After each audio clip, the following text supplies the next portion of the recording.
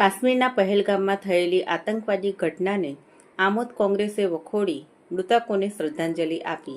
મીણબત્તી સળગાવી મૃતકોને શ્રદ્ધાંજલિ અપાઈ. કાશ્મીરના પહેલગામમાં આતંકવાદીઓએ ગોળીબાર કરીને પ્રવાસીઓને મોતને ઘાટ ઉતાર્યા હતા.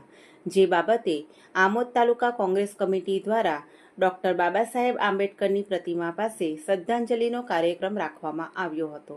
જેમાં આમોદ તાલુકા કોંગ્રેસ પ્રમુખ નરેન્દ્ર પટેલ ઉર્ફે કાજી, શહેરના કોંગ્રેસ પ્રમુખ મહેશ પટેલ, કોંગ્રેસી આગેવાન મહેબૂબ કાકુજી, જંબુસર વિધાનસભા યુથ કોંગ્રેસ પ્રમુખ કેતન મકવાણા, પાલિકાના પૂર્વ પ્રમુખ સાજીદ રાણા, ઉમેશ પંડ્યા, મુકેશ વસાવા સહિત તાલુકાના કોંગ્રેસી આગેવાનોએ ડોક્ટર બાબા સાહેબની પ્રતિમાને પુષ્પમાળા અર્પણ કર્યા બાદ કાશ્મીરના પહેલગામમાં થયેલી આતંકવાદી ઘટનાને સખત શબ્દોમાં વખોદી કાઢી આકરી નિંદા કરી હતી અને મૃતકોને શ્રદ્ધાંજલિ આપી હતી.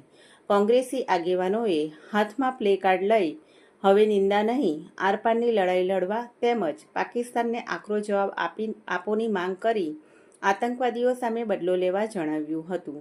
બાઇટ નરેન્દ્ર પટેલ ઉર્ફે કાજી, પ્રમુખ આમોદ તાલુકા કોંગ્રેસ, રિપોર્ટર અલમાસ બાદશાહ.